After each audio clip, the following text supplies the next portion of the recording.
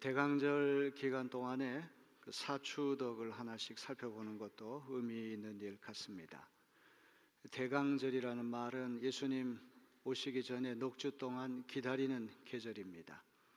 겨울철의 사순절이라고 그렇게 말을 합니다. 예수께서 이미 2000년 전에 오셨기 때문에 부활승천하신 다음에 강림절은 예수님의 재림을 기다리는 절기이기도 합니다. 사추덕이라고 하는 이 덕은 영어로 four cardinal virtues 그렇게 말을 합니다.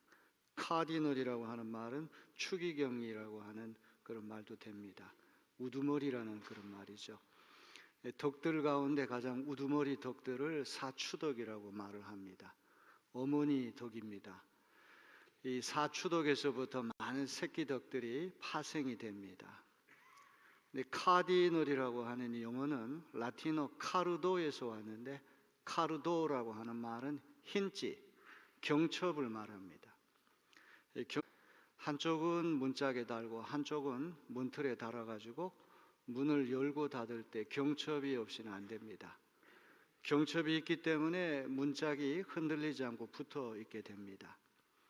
경첩이 되는 덕이라고 하는 말은 중심이 되는 덕들이고, 이 네 가지 덕들이 없으면 다른 덕들이 설 수가 없다는 그런 뜻입니다. 덕이라는 것이 헬라 말로, 그리스 말로 아르테인데, 아르테는 엑셀런스, 탁월성을 이야기하는 것입니다. 그냥 그렇고 그런 것이 아니라 아주 잘하는 것, 그게 덕입니다. 어린아이가 어려서부터 공 차는 데 재능이 있어서 열심히 반복해서 연습을 했더니만 좋은 축구 선수가 됐습니다. 그럼 공 차는, 축구 잘하는 것이 그 아이에게 아르테, 덕이 되는 것이죠. 이것이 이제 도덕적인 기질이 되게 되면 아주 어려서부터 정직을 잘 실천하고 누가 보든지 안 보든지 꼼꼼하게 정직하게 행동을 합니다. 세월이 오랫동안 흐르다 보니까 정직이 제2의 천성이 되고 기질이 되고 성향이 되고 습성이 돼서 정직할 기회가 찾아오면 저절로 정직하게 됩니다. 친절도 마찬가지입니다. 친절을 베푸는 사람은 자기가 친절한지 안 한지를 의식을 하지 못합니다. 왜?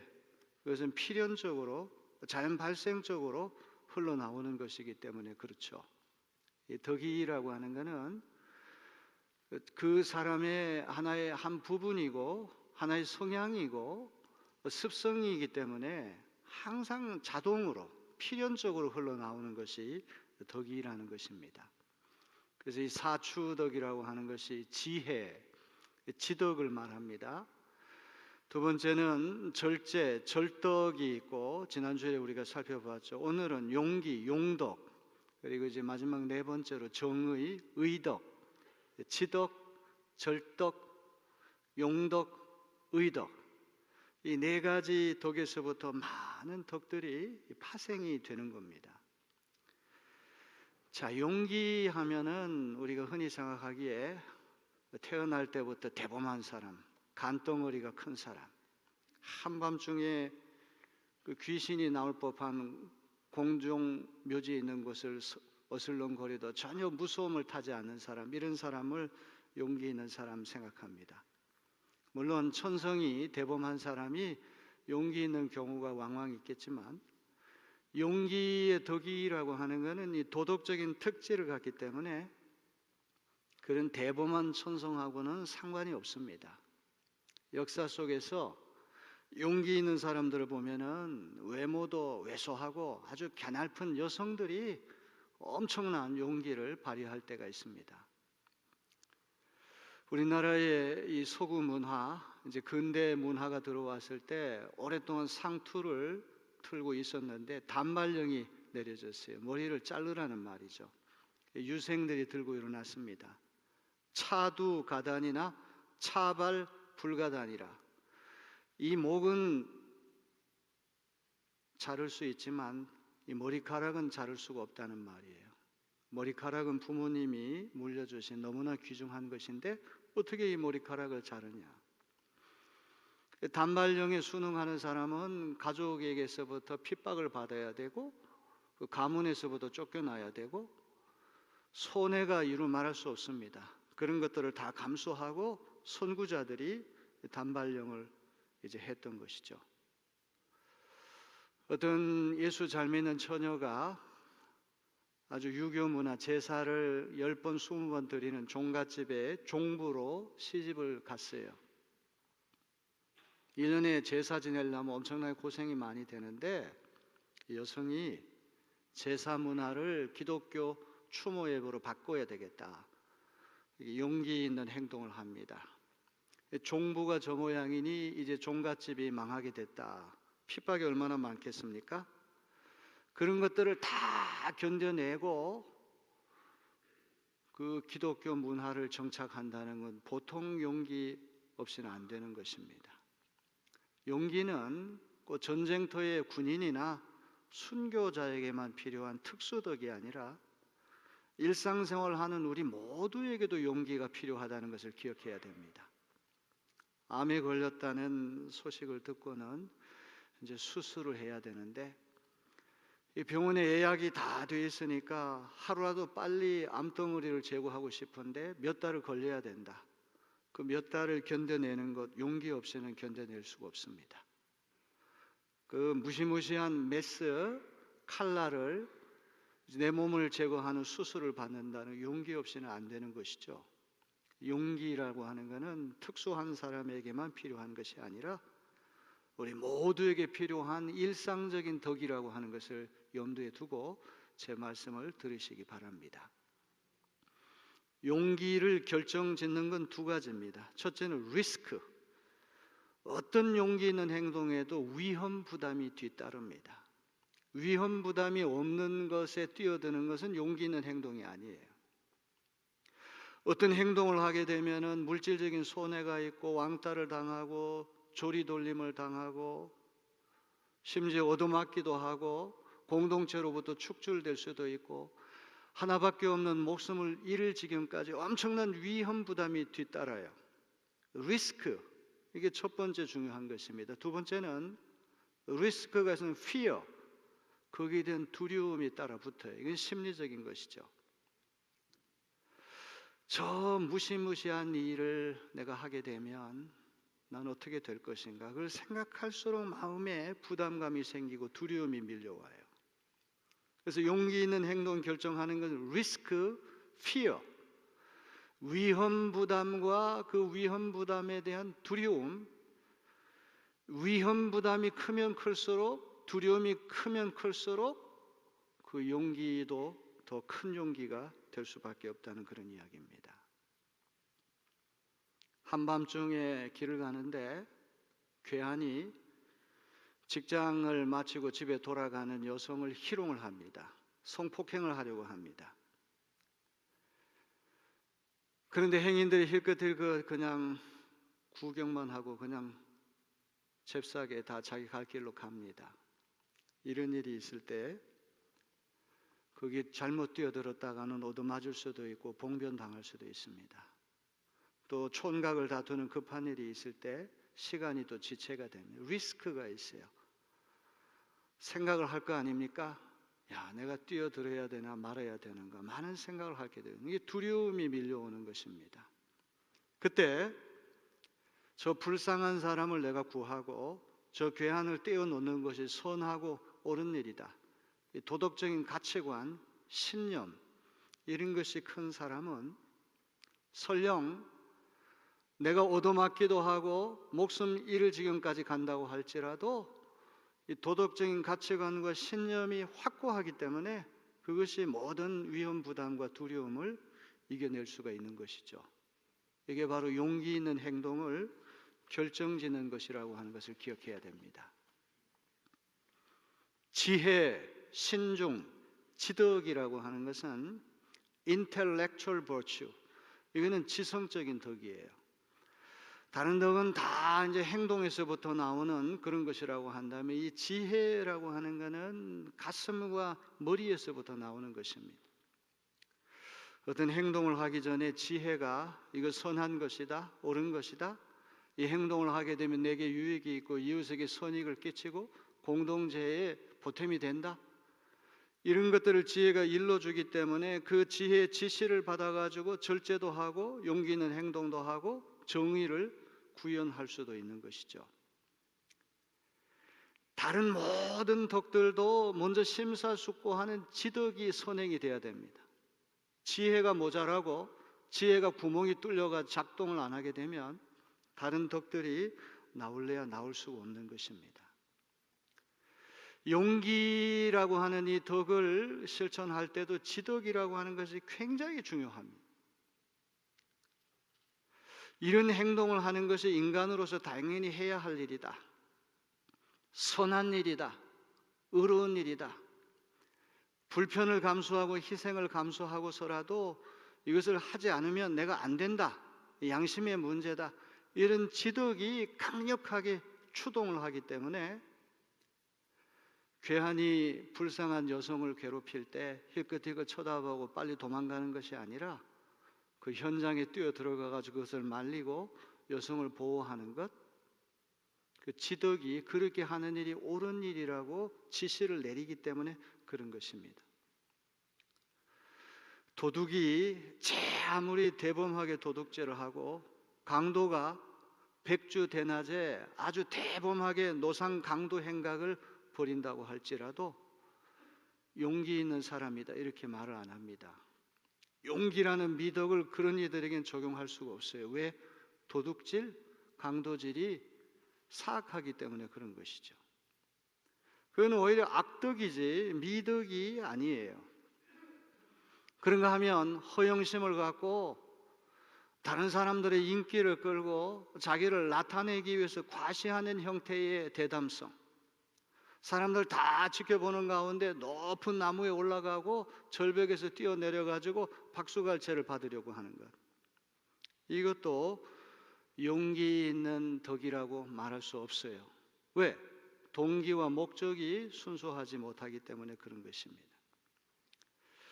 어떤 행위가 용기라고 하는 미덕의 칭송을 받기 위해서는 항상 동기와 목적이 선하고 의로운 것이 되고 자기에게도 유익이 되고 이웃에게도 유익이 되고 공동체 전체에 선익을 끼치는 것이 되어야 된다. 이거는 지덕이 일러주는 것이기 때문에 이 지혜가 작동되지 않으면 다른 덕들이 일어날 수 없다고 하는 거 꼭 기억하시기 바랍니다. 자, 용기를 결정짓는 게 리스크, 항상 위험 부담이 있다는 것. 이거 행동했다가는 물질의 손해도 오고 시간적으로 손해도 오고 얻어맞을 수도 있고 왕따를 당할 수도 있고 이거 하나밖에 없는 생명이 왔다 갔다 하고 직장도 잃어버릴 수도 있고 많은 피해가 이제 연상이 됩니다. 위험 부담이라는 게 있습니다. 그 위험 부담을 생각할수록 두려움이 밀려오겠죠. fear. 전혀 두려움이 없다고 하는 것은 그거는 잘못된, 그거는 무모한 것이고 무감각한 것이 되는 것입니다. 위험이 있는데도 두려움을 느끼지 못한다는 것은 그거는 사람이 할 일이 아니죠. 그건 굉장히 잘못된 것입니다. 나중에 말씀드리겠지만 두려움도 꼭 두려워할 만큼 두려워할 때 그 두려움의 의미가 있는 것이지 지나치게 두려워하고 지나치지 않게 그냥 전혀 두려워하지 않는 것, 둘 다 양극단은 다 문제가 있다는 그런 말이에요. 1950년대, 60년대 미국에서 흑인 민권운동, 흑인 인권운동이 요원의 불길처럼 일어났습니다. 미국이 떠안고 있는 원죄 중에 하나가 흑인 차별이죠. 똑같은 사람인데 피부 색깔을 가지고 열등한 인종이라고 업신여기고 노예로 부려먹고, 그 베트남 전쟁 같은데 흑인 형제들이 많이 차출돼 가지고 목숨 잃었어요. 그 조지아주 애틀란타 같은 데서 목화밭에서 흑인 형제들, 흑인 자매들의 노동력을 통해 가지고 미국이 경제적으로 굉장히 앞서가는 나라가 될 수 있었던 것이 그런 흑인 노동력 때문이라고 하는 연구 결과가 있어요. 어떻게 사람을 피부 색깔을 가지고 우월하다 열등하다 결정지을 수 있습니까? 학교도 흑인은 가지도 못하고 버스를 타도 흑인석이 따로 있고 백인석이 따로 있어요. 이럴 때 인권운동을 하는 사람들이 흑인인데 그런 것들을 타파하기 위해서 버스를 탔을 때 일부러 백인석에 가서 앉습니다. 그러면 경찰이 옵니다. 끌어내립니다. 경찰견, 맹견이 물어뜯게 합니다. 구두발이 날라옵니다. 감옥에 갇힙니다. 엄청난 리스크가 있는 거예요. 그 리스크를 생각할수록 얼마나 두려움이 밀려오겠습니까? 그러나 모든 인간은 하나님 앞에서 다 평등하다. 피부 색깔에 따라 가지고 인간이 결정될 수 없다. 이런 도덕적인 가치관, 기독교 신앙, 신념이 압도적으로 크기 때문에 어떤 리스크나 어떤 두려움까지도 그 신념과 가치관이 더 크기 때문에 용기 있는 행동을 할 수가 있다 이 말이죠. 파키스탄의 탈레반 정권이 들어섰을 때 여성들은 학교에 못 간다. 여성 교육을 이제 막았습니다. 11살짜리 소녀가 인터넷 블로그에 여성 교육을 주장하는 글을 올리기 시작했습니다. 탈레반이 장악한 그 지역에서 11살짜리 여학생이 이런 운동을 하니까 전 세계적으로 호응이 쇄도하고 이 여학생을 지지하는 사람들이 늘어났습니다. 그러면 그럴수록 탈레반의 테러 위협도 점점 거세져만 갔습니다. 이 소녀가 14살 됐을 때 학교에 가기 위해 버스를 탔습니다. 복면을 한 탈레반 군인이 신원을 확인한 다음에 바로 여성 교육운동, 인권운동하는 아이라고 하는 것을 안 다음에 총을 쐈습니다. 이마에 한 발이 박혔고 나머지 두 발은 얼굴과 어깨를 관통했습니다. 현장에서 세 발의 총을 맞으면 죽어야 되는데 기적적으로 이 소녀가 목숨을 건졌습니다. 그런데 안면 근육 마비가 와서 한쪽 눈을 깜빡일 수 없게 됐습니다.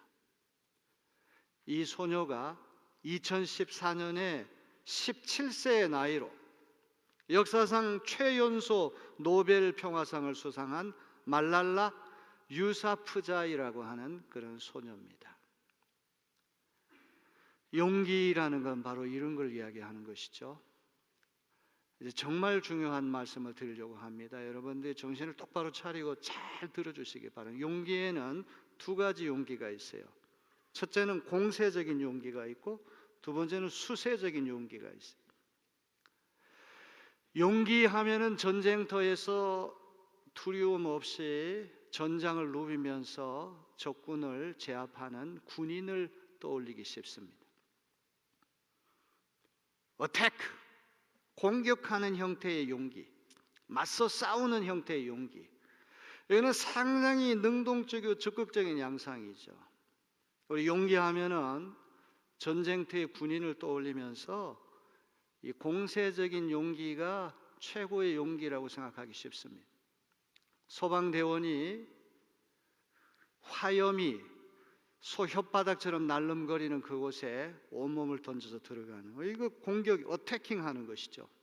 안중근 의사가 이또 히로부미를 저격한 형태의 용기, 이런 건 다 공격형, 어태킹하는 용기예요. 그런데 또 하나의 용기는 endurance, 이거는 참고 견뎌내는 용기예요. 공세적인 용기의 전형이 군인이라고 한다면, 전사라고 한다면, 참고 견뎌내는 용기의 전형은 순교자의 용기입니다. 토마스 아퀴나스는 용기 중에 최고의 용기는 견뎌내는 용기라고 그랬어요. 군인의 용기보다도 순교자의 용기가 훨씬 더 고상하고 거룩하고 고매하다, 이렇게 말을 합니다. 순교자들은 맞서 싸우지 않습니다. 욕을 하면 욕을 얻어맞고, 뺨을 때리면 뺨을 얻어맞고, 침을 뱉으면 침뱉음을 당하고, 조리돌림을 당하고, 채찍질을 맞고, 가혹한 핍박을 받으면서도 용서하고 사랑하는 마음으로 참고 견뎌내는 것이죠. 이런 생각을 하니까 예수님이 십자가에서 보여주신 용기가 어태킹하는 공세적인 용기가 아니라 이건 참고 견뎌내는 용기가 예수님의 용기구나. 얼마든지 맞서 싸우고 보복할 수 있는 그런 용기가 예수님께 있었지만 예수님 그런 방법이 아니라 비폭력, 평화주의, 오히려 용서하고 사랑하고 참고 견뎌내는 이런 용기가 훨씬 더 어렵고 이런 용기가 훨씬 더 고매하다고 하는 것을 우리는 기억을 해야 됩니다. 누가 날 괴롭힌다고 해가지고 나도 똑같이 괴롭히고 누가 나에게 손해를 끼쳐 나도 동일한 마음 손해로 되갚아주는 그런 형태, 얘는 사실은 비겁한 것이 될 수가 있어요. 오히려 손해를 보고 여러 가지 많은 고난과 역경이 기다린다고 할지라도 그런 것들을 참고 견디고 적색 순교가 대단한 것이지만 더 귀한 순교가 백색 순교라고 그러잖아요. 날마다 죽는 거. 단 한 번 죽는 거는 어떻게 보면 쉬울 수 있지만 오호라 나는 날마다 죽노라. 이건 보통 어려운 일이 아니란 말이에요. 자, 마지막으로 용덕을 이야기할 때 아주 중요한 것이 하나 있습니다. 이 아리스토텔레스의 니코마쿠스 윤리학이라고 한 책은 불후의 고전인데 거기서 덕이라고 하는 것은 과잉도 아니고 결핍도 아니고 지나치지도 않고 모자라지도 않는 딱 가운데 알맞은 상태가 덕이라고 얘기를 하거든요. 용기라고 하는 것도 지나치면은 만용이 되고 무모함이 되는 거예요. 그런데 용기가 모자라면 비겁함이 되고 소심함이 되고 겁쟁이가 되는 거예요. 코로나 바이러스 하나도 안 맞았다, 두려운 마음을 전혀 갖지 않고 그냥 군중들 다 모였는데 마스크 벗고 미국의 어떤 대통령이 그랬잖아요. 이거는 용기가 아닙니다. 그건 무모함입니다. 그건 만용이에요. 저도 코로나에 걸려 보니까 코로나가 이게 얕잡아 볼 게 아니구나. 이게 말이죠, 후유증이라는 게 무서운 거예요. 어떤 사람은 어떤 사람 몇 달까지 가거든요. 후유증이라는 게 무서운 거예요. 사람이 자꾸 무기력해지고 가래가 끓고 그냥 뭐 며칠 이렇게 걸려서 아픈 거 그게 문제예요. 후유증이 그게 무서운 거예요. 미각이 다 상실되고 후각이 상실되고. 절대 얕잡아 볼 게 아니에요. 절대 걸리면 안 돼요. 아멘. 그래서 안 걸리신 분들은 끝까지 걸리지 마시기 바랍니다. 얕잡아 보면 안 돼요. 그렇다고 해서 코로나를 너무 무서워해가지고 사람 모이는 데는 절대 안 가고, 이거는 겁이 너무 많은 거예요. 이건 소심한 거지. 이건 비겁한 게 되는 거란 말이죠. 자, 리스크라고 하는 위험 부담이 있고 거기에 대한 fear, 두려움이 따라 붙는데 두려움이라고 하는 게 중요한 것이죠. 두려움을 과소평가해도 안 되고 과대평가해도 안 돼요. 전쟁터에서 두려움이라는 거 있고 우리 일상생활도 두려움이라는 거 다 있습니다. 두려움은 이거는 현실적인 것이고 피할 수 없는 것이거든요. 이 두려움이 있는데도 두려움이 없다고 큰 소리 치는 건 도피하는 거예요. 정직하게 현실을 대면해가지고 꼭 두려워할 만큼 두려워하는 것, 이게 용기의 덕을 실천할 때 대단히 중요한 것입니다. 성경을 읽어보니까 두려워할 것을 두려워하지 않아가지고 낭패를 당한 사건이 하나 있더라고요. 여호수아서 7장에 보게 되면 이스라엘 백성이 가나안 땅을 정복하게 될 때 그 무시무시한 여리고 성도 넘어뜨렸는데 아이성이라고 한 작은 성에서 유일하게 패배를 하고 말았어요. 왜 패배했습니까? 여러 가지 복합적인 이유가 있지만 얕잡아 본 거예요. 여호수아서 7장 3절에 보면 이런 이야기를 합니다. 그거 별거 아니니까 2-3천 명 정도만 올라가도 그 얼마든지 우리가 그 성을 넘어뜨릴 수 있다, 이렇게 얘기를 해요. 나중에 보니까 12,000명의 주민이 있는 거예요. 2-3천 명 가지고 이길 수 있는 것이 아닙니다. 두려워하는 마음이 있어야 되거든요. 두려워하는 마음이 있어야지 방심하지 않고 교만하지 않게 되는 거예요. 적절한 두려움이 상실이 돼가지고 겁대가리가 없이 눈에 보이는 것이 없게 되면은 그 두려움이 빠져나간 상태에 무모함이 되고 그것이 만용이 돼가지고 용기라고 하는 미덕이 안 되고 악덕으로 그렇게 전락하는 경우 얼마나 많습니까? 또 하나, 너무 지나치게 두려워하고 너무 지나치게 몸을 사리고 어떤 일이 일어나기도 전에 겁을 먹어가지고 또 실수한 이야기가 창세기 12장에 나옵니다. 아브라함이 양식이 떨어지니까 이집트로 일시 피신을 했는데 아직 아무 일도 안 일어났는데 아브라함이 겁을 먹어요. 야, 내 아내 사라가 너무 아름다운데 바로가 내 아내를 보면 틀림없이 빼앗으려고 그럴 텐데 저 사라가 내 아내라고 그러면 남편을 제거해야지, 죽여야지만 뺏을 수 있으니까 나를 죽일 거 아니냐, 이런 겁을 먹기 시작하는 거예요. 아직 어떤 일도 안 일어났는데 미리 제풀에 넘어져가지고 겁을 잔뜩 먹고는 오늘 이 PTP 그 자료를 만들지 못한 창세기 12장 12절 13절에 제가 세번역 성경 읽을 때 잘 들어보세요. 여보, 나는 당신이 얼마나 아리따운 여인인가를 잘 알고 있어. 이집트 사람들이 당신을 보고서 당신이 나의 아내라는 것을 알면 나는 죽이고 당신은 살릴 것 아니요. 그러니까 당신은 나의 누이 동생이라고 하시오. 그렇게 하여야 내가 당신 덕분에 대접을 잘 받고 또 당신 덕분에 이 목숨도 부지할 수 있을 거 아니요. 비겁한 것이죠. 그래서 정말 누이 동생인 줄 알고 바로가 사라를 아내로 취하려고 하다가 탈로가 났습니다. 아브라함의 아내라고 하는 사실을 알고는 바로가 역정을 내잖아요. 왜 진작 얘기 안 했냐고. 근데 알고 보니까 바로가 그래도 너그러운 사람이에요. 너 날 속였지? 너 죽어야 돼. 이렇게 얘기하는 꾸짖기만 하거든요. 비겁함, 소심함이라고 하는 것은 지나치게 두려워하는 거예요. 일이 일어나기 전에 겁을 잔뜩 먹고는 뒤로 물러서 가지고 꼼짝달싹 안 하고 도망가 버리는 거. 이거는 비겁함입니다. 소심함입니다. 저 마지막으로 견뎌내는 용기, 맞서 싸우는 용기보다도 전사의 용기보다 순교자의 용기가 훨씬 더 고귀하다는 말씀을 드렸는데 여기서 결정적으로 중요한 게 인내의 미덕이라는 거예요. 인내. 참 우리 말에는 인내라고 하는 말이 하나가 있지만 이 영어에는 두 가지가. 첫째는 patience라고 하는 인내는 순간순간 그냥 참아내는 거예요. 그런데 perseverance라고 하는 인내는 끝까지 참아내요. 끈기라고 하는 말로 번역하는. 그래서 순간순간 참아내는 것도 중요하지만 끝까지